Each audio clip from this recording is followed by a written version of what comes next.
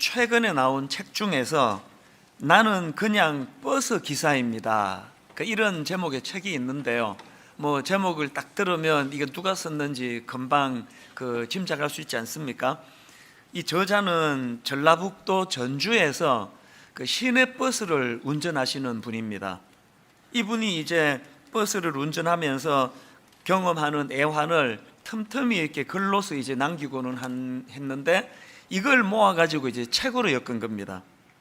그래서 그 책에 보면은 이 버스 기사가 얼마나 열악한 환경에서 일하는지 금방 알 수 있습니다. 그 책에 이런 내용이 있습니다. 하루 18시간씩 버스를 몰다 보면 내 안에 다양한 나를 마주하게 된다. 천당과 지옥을 수시로 넘나든다. 세상에서 제일 착한 기사였다가 한순간에 세상에서 가장 비열한 기사가 된다. 이 한 대목만으로 그 긴 시간 그 버스를 운전하면서 점점 그 마음이 고갈되는 그런 그 버스 기사분들의 그 애환이 느껴지는데요. 그 책에 보면은 이분이 주로 피력하는 게 그 몸이 힘든 것보다는 그 사람을 상대하는 데서 오는 그 마음의 고통, 이런 것들을 주로 피력하는 것을 볼 수가 있습니다. 그 책에 이런 내용이 있습니다. 나의 경우는 오전에는 선진국 버스 기사였다가 오후에는 개발도상국, 저녁에는 후진국 기사가 된다. 그러나 하루 그 사람에게 받는 스트레스가 자꾸 이렇게 누적이 되니까 점점 갈수록 이제 마음이 메말라진다는 걸 이런 식으로 표현을 하고 있는 것 같습니다. 그리고 또 그 책에 이런 내용이 나오는데요. 보통 그 버스를 타다가 보면은 그 기사분이 이 선글라스나 또 마스크를 착용하는 그런 기사분을 종종 보지 않습니까? 이분이 왜 그렇게 하는지 설명을 되게 재밌게 하고 있습니다. 왜 버스 기사가 선글라스와 마스크를 착용하는가 하니까 이 표정 관리가 안 돼 가지고요, 그 환한 얼굴을 감추는 용도로 그렇게 안 되는 거예요. 그리고 특히나 마스크는 왜 착용하느냐, 욕 나오려고 할 때 막아주는 용도로 그 마스크를 착용한다는 겁니다. 특히나 제가 그 글을 읽다가 그 마음이 좀 짠한 대목이 하나 있었는데요. 이분이 뭐라고 말씀하는가 하니까 아침에 출근할 때 간과 쓸개는 자기 집 냉장고에 넣어놓고 출근한다는 거예요. 그 진상 고객들이 많아가지고 그렇게 그 마음 아픈 일을 많이 겪을 때 나는 간도 쓸개도 없다, 이제 그런 마음을 이렇게 피력한 것 같은데요. 제가 그 글을 읽다가 그 대목에서 똑같은 말을 하는 목사님 사모님을 만난 적이 있거든요. 제가 지방에서 목회하시는 목사님하고 사모님을 만나서 이제 그 차를 한잔 하고 있는데, 그 사모님이 뭐라고 말씀하시는가 하니까 자기 남편이 그 교회 출근할 때마다 농담으로 하는 말이 이렇대요. 내 간 쓸개 당신한테 맡겨줄 테니까 이것 좀 맡아달라고, 저녁에 잘 돌려달라고. 그렇게 하고 교회를 향해 출근은 한다는데, 사실 그날 그 얘기 들을 때 마음이 너무 아팠습니다. 세상에 목사가 예수 그리스도의 그 핏값으로 주고 사신 교회를 향해 출근을 할 때 그 성도들을 만날 기쁨, 설레임, 기대감, 이렇게 교회를 가야 정상 같은데 얼마나 그 쓰라린 일들이 많은지 목사님이 교회 출근할 때 그 도살장에 끌려가는 그 소 같아요. 그래서 간 쓸개 당신한테 내가 맡겨줄 테니까 내가 교회 와서 교회 다녀오면은 그 잘 보관했다가 돌려달라고. 그 버스 기사분 이야기하고 똑같은 이야기 아닙니까? 그 책을 쭉 읽으면서 그 기사분의 사람을 상대하는 데서 오는 애환을 쭉 보면서 자꾸 그 지방의 그 목사님이나 또 고생하는 많은 그 목회자들 생각이 자꾸 나는 겁니다. 이게 목회자들만의 문제겠습니까? 교회에서 그 사람에게 상처받는 분들이 얼마나 많습니까? 가끔 그 초신자, 금방 예수 믿은 그 초신자 청년들을 만나보면은 또 어른들은 또 이제 그런 내색도 잘 안 하는데요. 청년들은 이제 마음의 표현을 가끔씩 합니다. 목사님, 내가 교회 다녀보니까 그 교회 다니는 거 생각보다 힘듭니다. 그리고 교회에 와보니까 이상한 사람들이 생각보다 너무 많습니다. 그래서 교회 와서 상처를 자기가 많이 받는다고 그런 이야기를 가끔씩 제가 듣거든요. 그럼 제가 그 변명 삼아 해주는 이야기가, 이 지상교회는 그 완전히 성화된 사람들이 모이는 곳이 아니라 아직 성화가 덜 된 그 연약한 사람들이 모인 곳이다 보니까 그 진상 성도가 많은 거죠. 이해해라. 뭐 이런 식으로 제가 이제 설명을 하곤 하는데요. 최근에도 이제 결혼을 앞두고 있는 어떤 그 젊은 초신자 청년이 똑같은 이야기를 하길래 제가 뭐라고 설명을 해 줬냐면 이렇게 설명했습니다. 교회는 영적인 병원이다. 우리가 그 병원에 가가지고 환자들 많은 것 때문에 그 이상하게 생각하지 않은 것처럼 이 지상교회는 영적으로 병원과 같다. 그래서 이상한 사람들이 모여드는 거 당연하다. 그러면서 이제 조금씩 성화되어 가는 거다. 그런 설명을 해드린 적이 있거든요. 사실 그런 면에서 보면 교회가 완벽한 사람들이 모여 있어서 좋아하는 것은 교회가 아니에요. 교회는 이런저런 불완전하고 미숙한 사람이 모이지만 그런 사람들을 용납하는 것, 이게 교회가 보여줄 중요한 모습이라고 저는 생각을 합니다. 이런 의미에서 그 레리 크레비슨 그 교회를 교회되게 이런 제목의 책이 있는데요, 거기 나오는 한 대목이 참 의미가 있다고 생각합니다.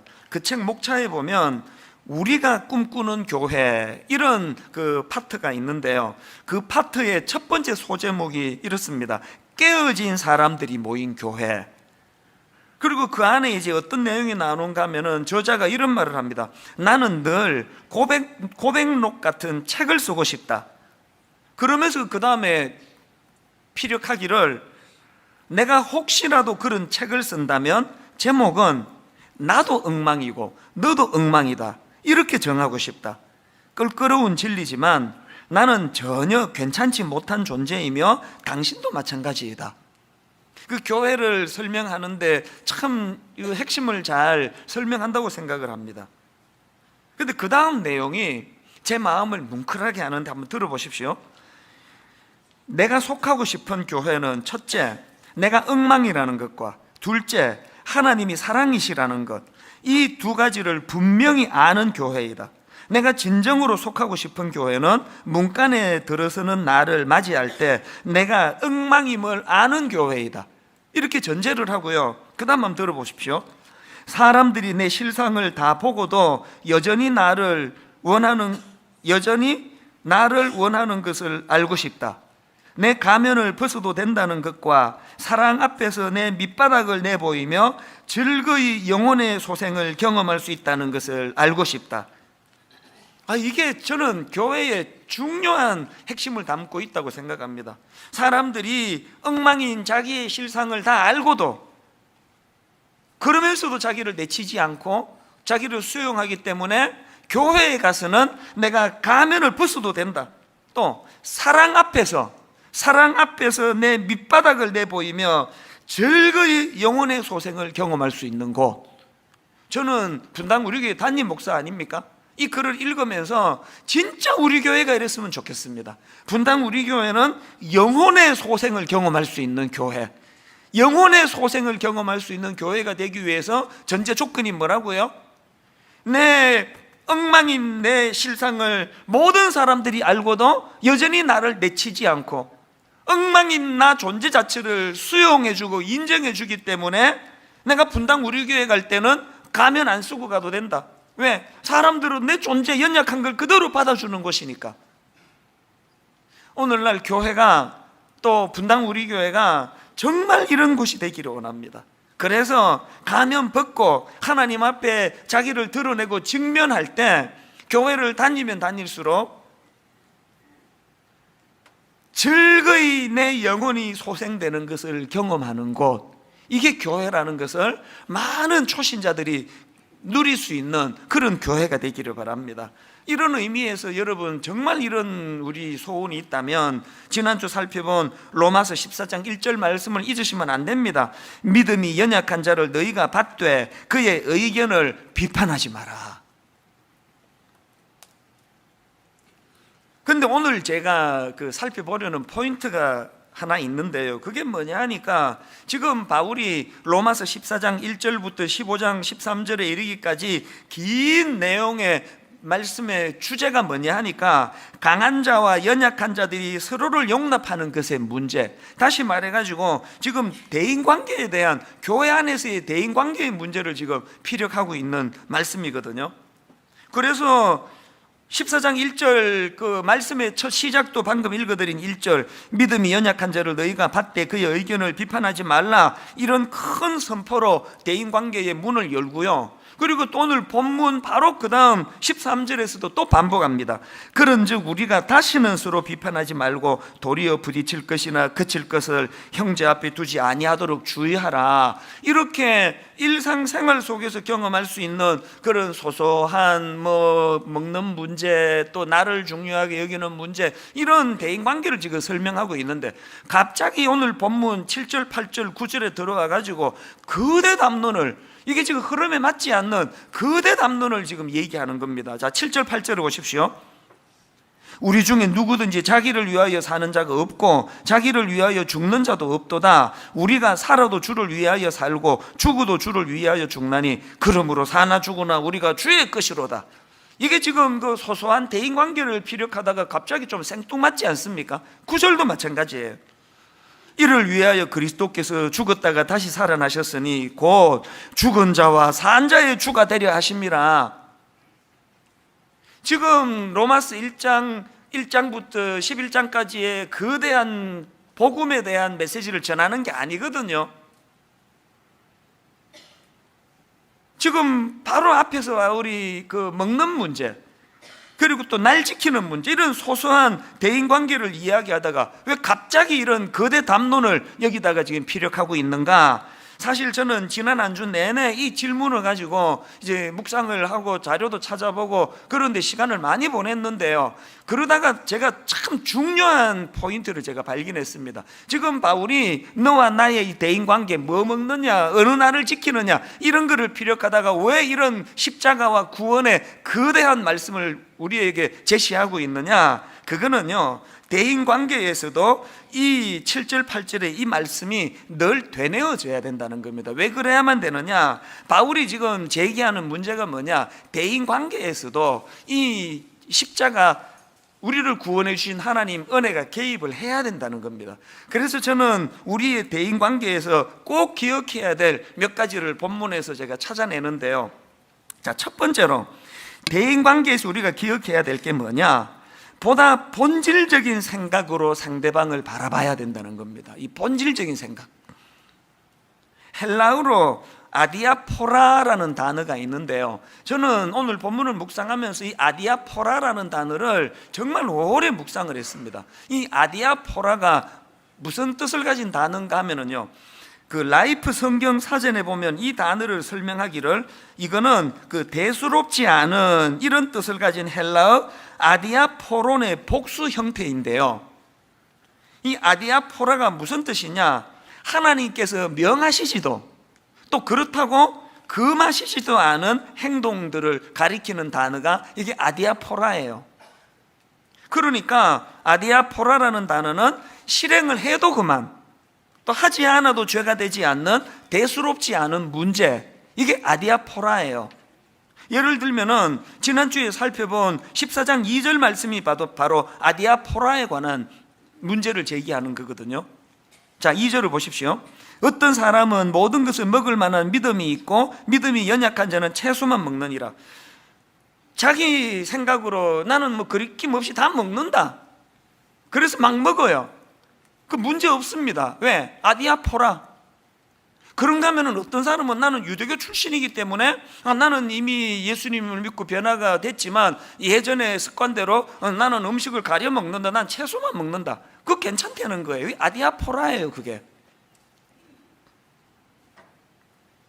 왜 괜찮으냐? 그 다음 나오는 3절을 보십시오. 먹는 자는 먹지 않는 자를 업신여기지 말고 먹지 않는 자는 먹는 자를 비판하지 말라. 왜 그런 문제로 그 상대방을 업신여기거나 비판하지 말아야 되느냐? 그 다음 선포가 이거 아닙니까? 왜냐하면 이는 하나님이 그를 받으셨습니다. 아디아포라. 이렇게도 받으시고 저렇게도 받으신다. 하나님이 받으시는데 왜 자꾸 니들은 그걸 갖고 그렇게 상대방을 비판하고 업신여기느냐, 그 얘기 아닙니까? 사실 교회에서 일어나는 대인관계에 꽤 많은 문제가 이 아디아포라, 하나님은 괜찮다 그러는데 우리가 자꾸 그 문제를 삼는 그거라는 거 여러분 다 아시잖아요. 전에도 말씀드렸지만 저는 고신교단이라고 하는 매우 보수적이고 엄한 교단에서 자랐기 때문에 저는 그걸 늘 자랑스럽게 생각해요. 그래서 어릴 때 뭐 돈도 못 쓰게 하고 주일날 돈 쓰면 안 된다, 시장 가면 안 된다, 어디 주일날 영화를 보러 가냐, 버스도 타면 안 돼, 그런 데서 제가 자랐습니다. 저는 주일날 우리 그 교회에서 요구하는 주일 성수를 철저하게 지켰습니다. 그 중에 제일 지킨 게 주일날 공부하면 안 된다, 목숨 걸고 지켰습니다. 한 번도 어긴 적이 없어요 저는. 그래가지고 그 긴 거리를, 그 어린애가 한 30-40분 되는 거리를 그 버스 타면 금방 가는데 그 걸어 다니고, 그 귀한 거 아닙니까? 그리고 돈 안 쓰려고 저녁 예배 들어갈 때 배가 고파서 꼬르륵 꼬르륵 소리가 나는데도 불구하고 저녁 굶고 예배를 들어갔습니다. 늘 그랬습니다. 한 번도 어긴 적 없습니다. 이 귀한 거 아닙니까?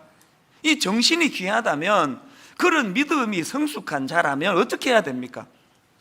이 문제는 구원에 관계되는 문제가 아니다. 이건 아디아포라에 관한 문제이기 때문에, 왜 제가 옆에 사람이 그 짜장면 먹고 와가지고 옆에서 그 짜장면 냄새가 풀풀 풍기면 막 마음에 막 화가 나고 분통이 터지고 막 그 사람을 정죄하고, 어리니까요. 그 중학생 때니까 막 근데 사람 취급을 안 하고 싶더라고. 어떻게 주일날 그냥 그 짜장면 먹고 교회로 올 수가 있느냐고. 그러면서 아주 그 사람을 내가 시시하게 생각하고, 이게 바로 오늘 한국 교회의 미숙한 성도들이 갖고 있는 그 모습이에요. 그게 제가 조금만 그때 믿음이 성숙했더라면, 이게 아디아포라, 이분은 또 자기 뭐 믿음으로 뭐 짜장면 먹고 오는구나. 그리고 또 솔직히 말씀드려가지고요, 저녁 예배에 은혜 받은 적은 거의 없어요. 막 배고파 죽겠는데 말씀이 들어옵니까? 하여튼만 말씀만 끝나기만 기다리고 뭐 그냥 막 끝나면은 내 집에 가서 라면 끓여 먹어야지 막 이 생각하면서, 그냥 목사님은 막 얼굴이 막 밥그릇처럼 보이고 이러는데, 차라리 그러느니 그냥 그분처럼 짜장면 먹고 든든하게 말씀에 집중하는 게 그게 더 나은 거 아닙니까? 이게 아디아포라의 문제라는 거예요. 저는 이 아디아포라라는 단어를 떠올리면 참 그 가슴 아픈 역사 하나가 떠올려지는데요. 지금의 러시아가 그 소련이 되기 직전, 그러니까 구러시아의 종교가 러시아 정교회였는데요. 그 당시 나라가 빈부격차로 뭐 갈등이 고른 깊어가고 사회는 점점 파국으로 치닫고 있는데, 그 종교 지도자라고 하는 그 사제들은 말도 안 되는 그 쓰잘데없는 논쟁에다가 온 에너지를 다 바쳤다는 거예요. 이게 진짜 말이 안 돼요. 그 당시로 그렇게 그 나라가 위태위태한 때 사제들이 한가하게 노닥거렸던 논쟁이 뭔지 아십니까? 몇 가지만 예를 들어보면 금방 알아요. 예를 들면 이런 논쟁, 야 진짜 유치합니다. 천사가 바늘 끝에 올라설 수 있느냐 없느냐, 이것 갖고 그렇게 논쟁을 벌였대요. 뭐 천사가 바늘 끝에 올라설 수 있으면 어떻고 못 올랐으면 어떻습니까? 그리고 또 어느 정신 나간 천사가 그 바늘 끝에 올라가 있겠냐고요. 이런 걸 가지고 막 그냥 맨날 그냥 논쟁하고 이러고 있었다는 거예요. 또 그런가 하면은 또 이런 논쟁, 예수님이 재림하실 적에 천사들이 나팔을 불면 그 나팔의 길이가 얼마나 되겠느냐. 참 한심한 논쟁 아닙니까? 그 다음 논쟁은 더 웃겨요. 여러분 그 성수 아시죠? 그 세례를 베풀고 할 때 이제 그걸 그 거룩한 물이라고 해서 뭐 성수다 그렇게 표현하는데요. 무슨 논쟁이었나? 거룩한 성수에 파리가 빠져 죽게 되면 그 파리가 거룩해진 것이냐, 성수가 더러워진 것이냐. 참, 혹시 여러분 답 아세요? 그 팔이 못 빠지도록 그 뚜껑이나 덮어놓고 있으면 다 해결되는 걸 가지고, 그래가지고 여러분 그 역사 다 아시죠? 결국은 그 나라가 몰락해 가는데, 이런 쓰잘데없는데 시간을 논쟁하는데 시간을 다 보내다가 나중에 나라 뒤집어지고 그 사제들이 비참한 그 죽임을 당하는 그런 역사가 있거든요.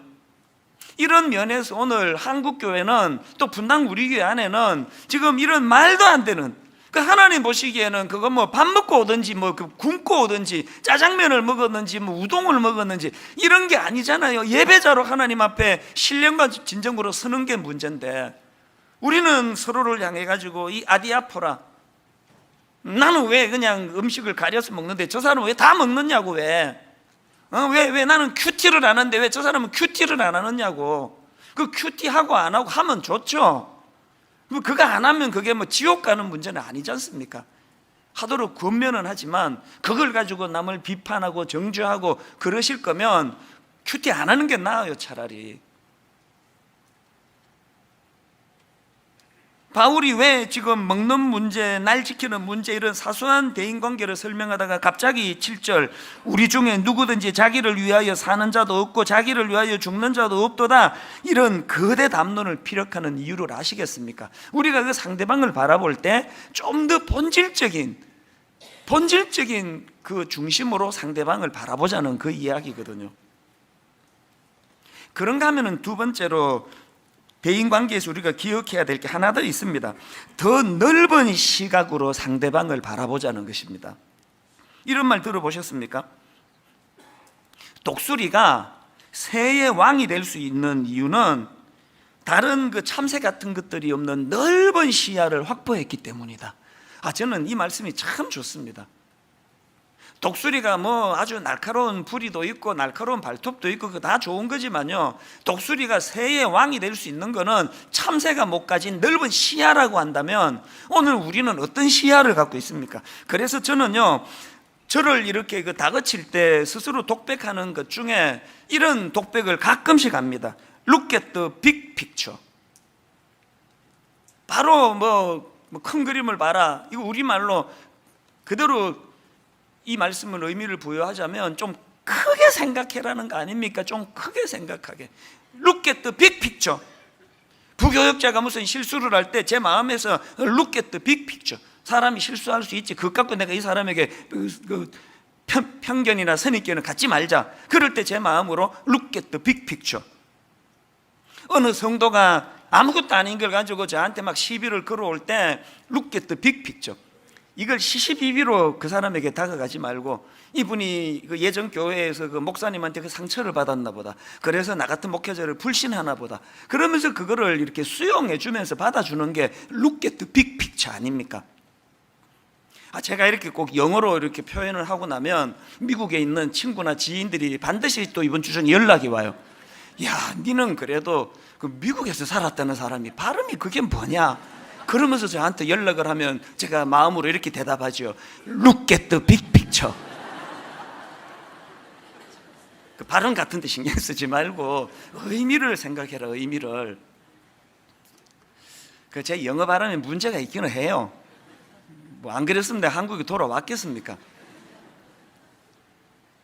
바울이 지금 그 대인관계에서 날 정하는 문제, 뭐 먹는 거 안 먹는 거 이런 문제를 다루다가 왜 큰 주님의 십자가로 구원받은 또 우리 주님 영광을 돌려야 되는 그 내용을 7절, 8절, 9절에서 왜 피력하고 있냐고요? 특히 9절을 보십시오. 이를 위하여 그리스도께서 죽었다가 다시 살아나셨으니, 그 사람의 행동에만 집중하지 말고 그 사람이 주님의 십자가로 구원을 받은 그 큰 그림으로 상대방을 우리가 바라보라는 거 아닙니까? 15절에도 보니까 만일 음식으로 말미암아 내 형제가 근심하게 되면 이는 내가 사랑으로 행하지 아니함이라. 그 다음에 무서운 말씀 나옵니다. 들어보십시오. 그리스도께서 대신하여 죽으신 형제를 내 음식으로 망하게 하지 마라. Look at the big picture라는 게 뭘 의미합니까? 이런 말씀들을 통해 뭘 깨닫습니까?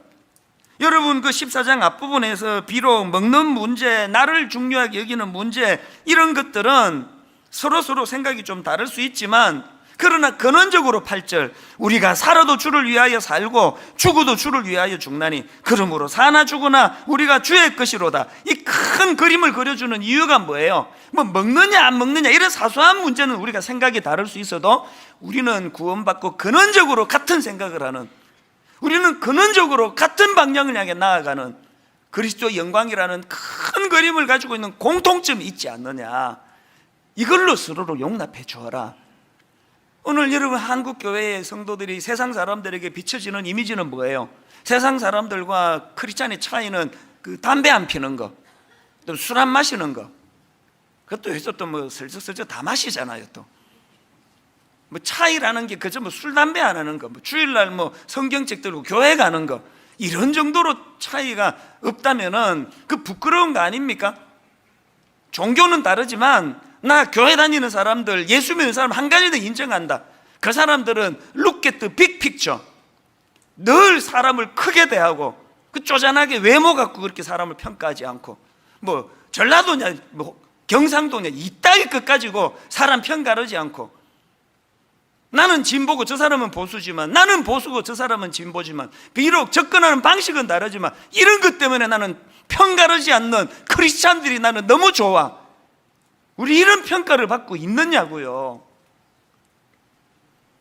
나는 내 신앙의 양심을 따라가지고 저녁 예배 갈 때 밥 굶고 돈 안 쓰기 위해서 그냥 가지만, 또 저 사람은 저 사람 사정대로 저녁을 사 먹고 들어오는 거에 대하여 큰 그림을 가지고 그것을 용납할 수 있는 여기까지를 바울이 원하기 때문에 오늘 바울이 거대 담론으로 대인관계를 설명하고 있다는 겁니다.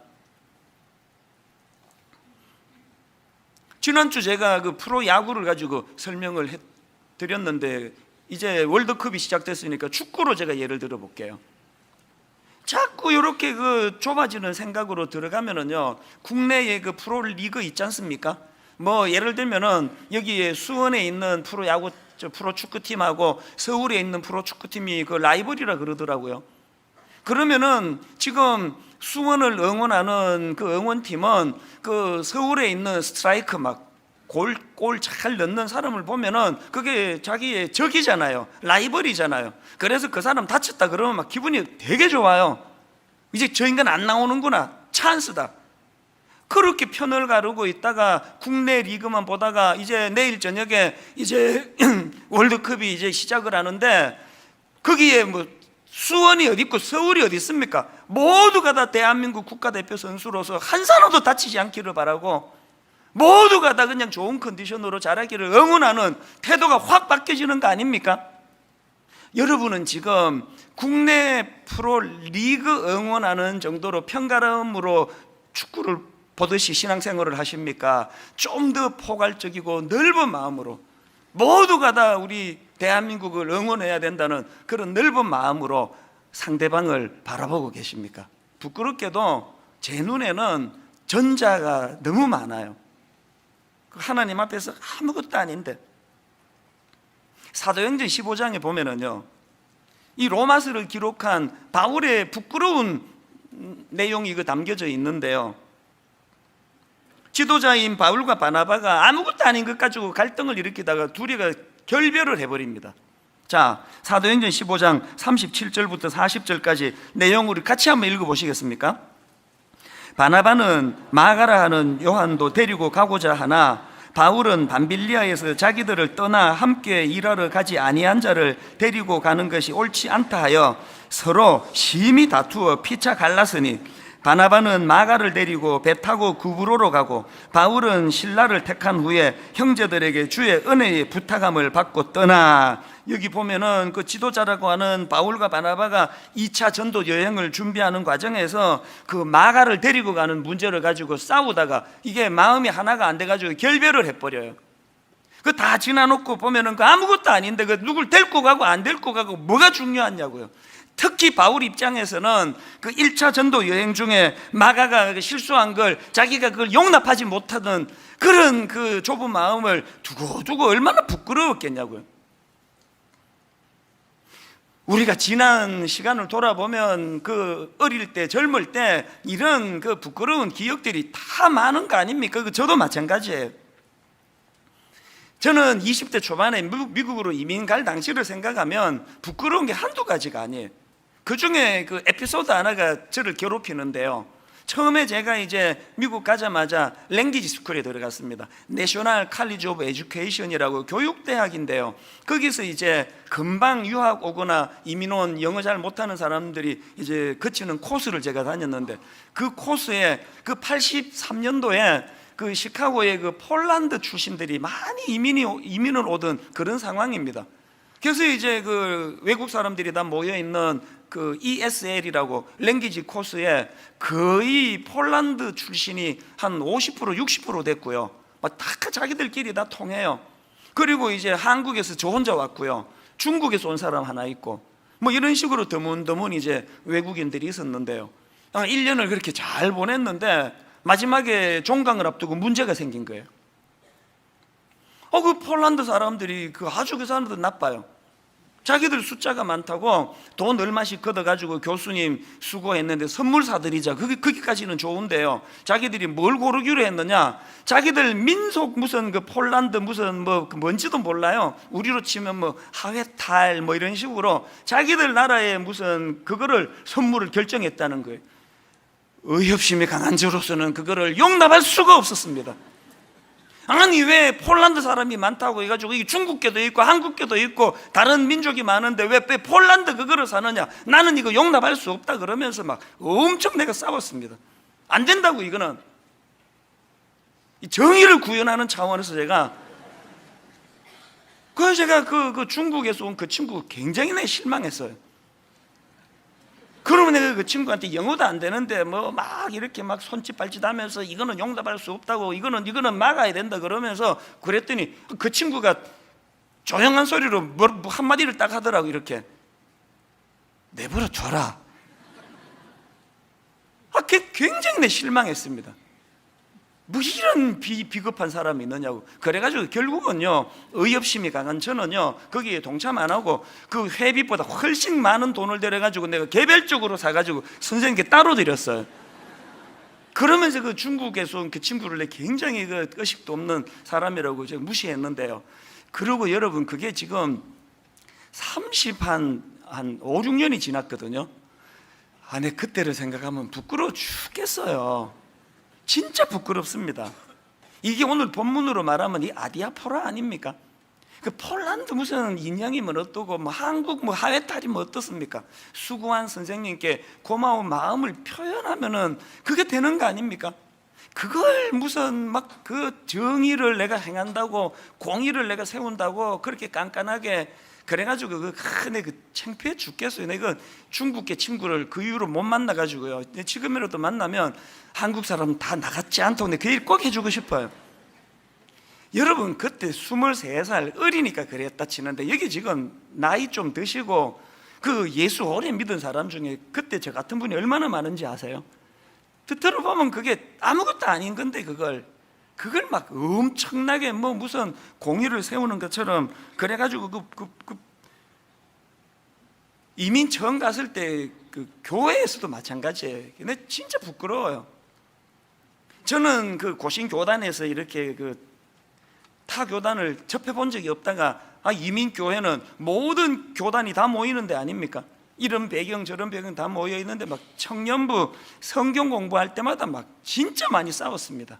칼빈주의가 옳다 그러면서 목에 핏대 세우고 다른 주장하는 사람들은 구원도 못 받을 것처럼 소리 지르고 교회만 가면은 굉장히 많이 싸웠어요. 성경 공부할 때. 그래가지고 주일 지나고 집에 가면 피곤해 죽겠어요. 맨날 싸우느라고. 그게 진리 사수입니까? 그게? 근데 참 부끄러워요. 신혼 때도요, 주로 싸움을 내가 걸었어요. 집사람에 대해서 이건 옳고 이게 그러는데, 지금 우리 부부 1년간에 싸울 일 거의 없습니다. 내가 좀 철이 좀 들었거든요. 이래도 괜찮고 저래도 괜찮은 거 그 좀 허용하고 배려하고 그러니까 세상에 싸울 일이 없어지는 거예요. 제가 신학교를 결정할 때 왜 고신을 안 간지 아십니까? 그때 두 가지 제가 마음에 결심한 게, 원칙을 정한 게, 고신은 안 간다. 이미 내 몸속에 고신 피가 흐르는데, 이미 나는 고신 정신으로 무장했는데, 또 내가 고신 신학 가가지고 목사가 되면 고신 그렇게 교단에 매일 것 같아서 나 고신은 안 간다. 두 번째, 고신하고 가장 컬러가 비슷한 그런 교단으로 간다. 그랬더니 누가 그게 총신이라 그러더라고요. 그래서 제가 총신 간 거 아닙니까? 여러분, 고신 교단이 문제가 있어서가 아니고요, 그걸 편협하게 바라보는 나한테 문제가 있었기 때문 아닙니까? 저는 지금도요, 내 뼛속 깊이 고신 정신이 저 안에 살아 역사하는 걸 저는 느끼거든요. 그러나 예전처럼 이것만이 옳다고 편협되게 생각하진 않습니다. 바울이 뭘 강조하는지 아시겠죠? 마지막 세 번째로, 여러분, 우리 대인관계에서 기억해야 될 하나 더 있습니다. 하나님 중심의 생각으로 상대방을 바라봐야 된다는 것입니다. 오늘 본문에서 특이한 게 뭔지 아십니까? 6절부터 8절까지 사이에 위하여라는 말이 7번 반복이 돼요.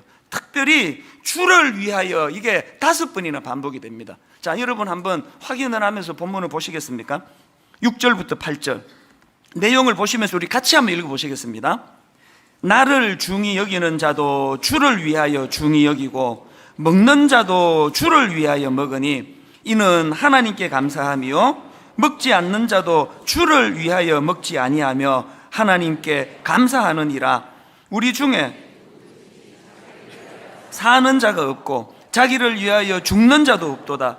우리가 살아도 주를 위하여 살고 죽어도 주를 위하여 죽나니 그러므로 사나 죽으나 우리가 주의 것이로다. 지금 대인관계 얘기하다가 생뚱맞게 주를 위하여 이걸 지금 왜 이렇게 강조하는 겁니까? 바울이 뭘 강조하고 싶은 거예요? 여러분, 우리 삶의 목적이요, 하나님 중심으로 바뀌게 되면은 그 주님이 보시는 안목으로 상대방을 바라볼 수 있게 된다는 것입니다. 탕자의 비유에서 그 큰아들이 그 마뜩자는 그 가출하고 돌아온 그 못된 동생을 왜 용납해야 되냐고요? 이유 딱 하나예요. 용납해야 된다면 이유는 딱 하나입니다. 누가복음 15장 23절 24절 그리고 살찐 송아지를 끌어다가 잡으라. 우리가 먹고 즐기자. 이 내 아들은 죽었다가 다시 살아났으며 내가 잃었다가 다시 얻었노라 하니, 그 다음 보세요. 그들이 즐거워하더라. 그들이 즐거워했던 이유는 딱 하나예요. 그 아버지가 즐거워하시니까요. 그 마뜩자는 동생을 큰아들이 용납해야 되는 이유가 뭐라 그랬습니까? 아버지가 그것을 기뻐하시기 때문이에요. 그 성경에 그 큰아들이 뭘 자랑합니까? 나는 아버지 많이 도와드렸다고, 나는 순종했다고. 큰아들이 뭘 모릅니까? 아버지 심부름하는 것보다 더 중요한 거는 아버지의 마음을 헤아리는 거예요. 부부가 왜 잘 지내야 되는지 아십니까? 그걸 아버지가 기뻐하세요. 순장님과 순원이 왜 화목해야 되느냐고요? 아버지가 그걸 기뻐하세요. 성가대 지휘자님과 우리 대원들이 왜 화목해야 되느냐고요? 맨날 말씀드리잖아요. 아버지가 니들 목소리로 사부 잘 내는 것보다 중요한 건 마음으로 서로를 하나 되게 하는 하모니가 더 중요하다. 아버지가 그걸 기뻐하시거든요. 결론을 맺으면서 저는 바울의 너무 귀한 모습 하나 소개를 하고 말씀을 마무리하려고 합니다. 빌립보 1장에 보면은요, 그 당시 바울을 괴롭게 하는 외부의 그 사람들이 많았는데 바울을 괴롭히는 그 외부의 정만이 아니었습니다. 놀랍게도 같이 복음을 전하는 동역자들 중에 그런 사람들이 많았거든요. 그게 얼마나 괴로웠던지 빌립보서 1장 15절부터 한번 보십시오. 17절까지. 어떤 이들은 투기와 분쟁으로, 어떤 이들은 착한 뜻으로 그리스도를 전파하나니 이들은 내가 복음을 변정하기 위하여 세우심을 받은 줄 알고 사랑으로 하나 그들은 나의 매임에 괴로움을 더하게 할 줄로 생각하여 순수하지 못하게 다툼으로 그리스도를 전파하느니라. 이게 어떤 상황인지 아시겠죠? 여러분, 스님이 나를 비방을 한다, 신부님이 나를 공격을 한다, 그 상처 별로 안 받을 것 같아요. 쓰라린 게요, 같은 목사님이 저를 사람들 앞에서 그렇게 비난을 하고 손가락질을 하면 마음이 많이 아플 것 같아요. 바울이 지금 그 얘기를 하거든요. 그런데 놀랍게도 이런 상황에서 바울이 어떤 결론을 내리는지 18절을 보십시오. 그러면 무엇이냐? 거칠애로 하나 참으로 하나 무슨 방도로 하든지 전파되는 것은 그리스도니 결론, 이로써 나는 기뻐하고 또한 기뻐하리라. 나를 라이벌로 생각해가지고 복음 전환으로 저렇게 혈안이 된다 하더라도 그것이 참 나는 괴롭지만, 그럼에도 불구하고 그렇게 해서 복음을 전해주고 주님의 영광을 받을 수 있다면 나 기뻐할 수 있다. 오늘 우리 안에 대인관계에서 이 믿음이 회복되기를 바랍니다.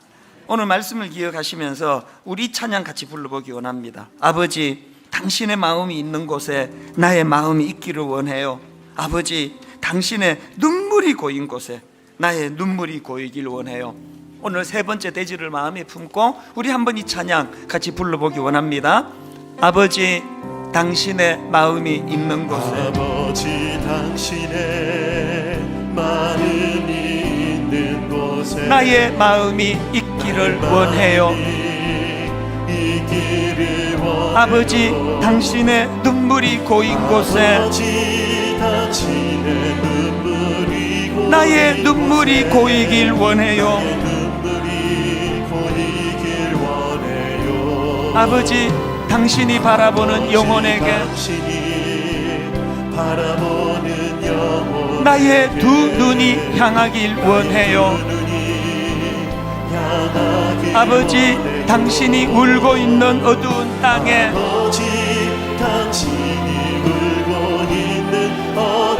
나의 두 발이 향하길 원해요. 여러분 이렇게 선포하시겠습니까? 나의 마음이 아버지의 마음 알아.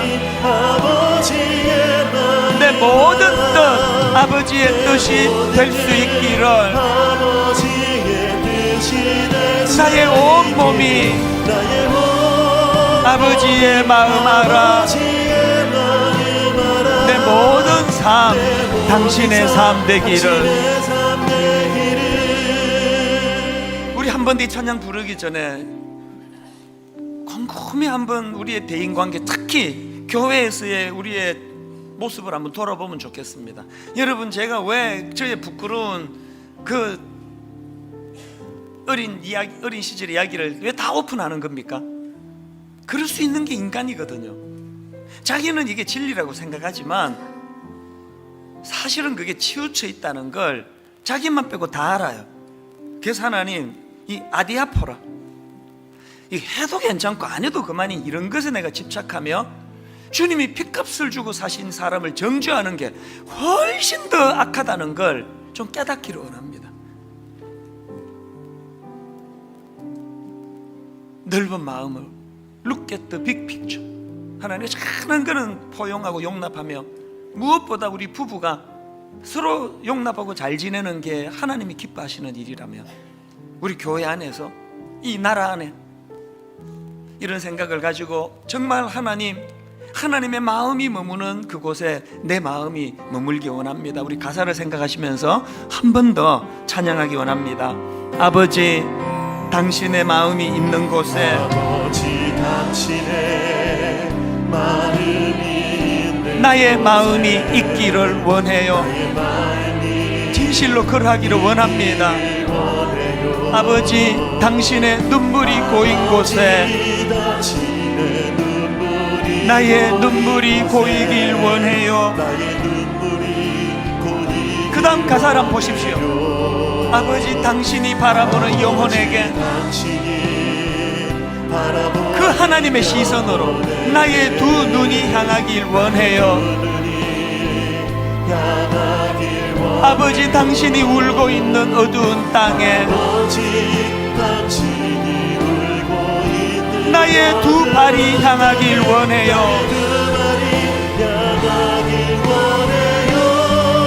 나의 마음이 아버지의 마음 알아. 내 모든 뜻 아버지의 뜻이 될 수 있기를.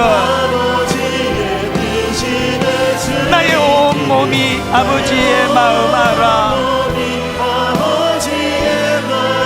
내 모든 삶 당신의 삶 되기를. 우리 다 자리에서 일어나셔서 아버지, 당신의 마음이 있는 곳에 진실로 고백합니다. 나의 마음이 있기를 원해요. 아버지 당신의 눈물이 고인 곳에 나의 눈물이 고이길 원해요. 진실로 원합니다. 아버지 당신이 바라보는 영혼에게 그 하나님 아버지의 마음으로 나의 두 눈이 향하길 원해요. 아버지 당신이 울고 있는 어두운 땅에 나의 두 발이 향하길 원해요. 진실로 고백합니다. 나의 마음이 아버지의 마음 알아. 내 모든 뜻 아버지의 뜻이 될 수 있기를. 나의 온몸이 아버지의 마음 알아. 내 모든 삶 당신의 삶 되기를. 주님 내 안에, 주님 내 안에, 내 안에 계시고, 주님 내 안에, 주님 내 안에 나를 세워주소서. 우리 마지막으로 한 번 더 힘있게 선포합니다. 주님 내 안에, 주님 내 안에, 내 안에 계시고, 주님 내 안에, 주님 내 안에 나를 세워주소서. 먼저 우리 같이 기도하실 때 아버지 저의 미숙함으로 말미암아 이거는 내가 진리를 세우는 것처럼 그렇게 어마어마한 생각으로 사람을 비판하고 정죄하고 그랬는데 알고 봤더니 아디아포라 이게 이래도 되고 저래도 되는 문제가 대부분이었다면 무엇보다도 하나님 저에게 넓은 마음을 주시고 무엇보다도 저에게 하나님 아버지 용납해 주시는 나 같은 것도 용납해 주셨던 그 하나님의 마음으로 가까이는 내 아내와 내 남편과 내 부모님과 내 자녀들을 용납하고 교회 안에서 만나는 사람들을 용납하고 세상에서 만나는 사람들을 그리스도의 포용력으로 그를 용납하기를 원합니다. 오늘 말씀을 기억하시면서 우리 통성으로 같이 한 목소리로 기도하시겠습니다. 살아계신 하나님 아버지, 오늘 이 말씀이 우리에게 능력이 되기 원합니다. 깨달음이 되기를 원합니다. 오늘 이 말씀이 우리에게 살아있는 주님의 아버지 선포가 되기를 원합니다. 하나님 아버지, 우리의 좁음을 용서하여 주시기 원합니다. 우리의 자금을 용서하여 주시기 원합니다. 하나님의 아디아포라를 마음에 새기고 하나님 더 넓은 것, 더 큰 것, 더 포용력을 가지고 바라보기를 원합니다. 나의 자금을, 나의 좁음을, 나의 약점을 부끄러워하며 주님 앞으로 가지고 나가기를 원하오니 하나님 불쌍히 여겨주시옵소서. 아버지 하나님, 오늘 이 은혜를 부어주셔서 그 은혜로 우리를 충만케 하시고 그 은혜를 우리를 새롭게 하여 주시옵소서.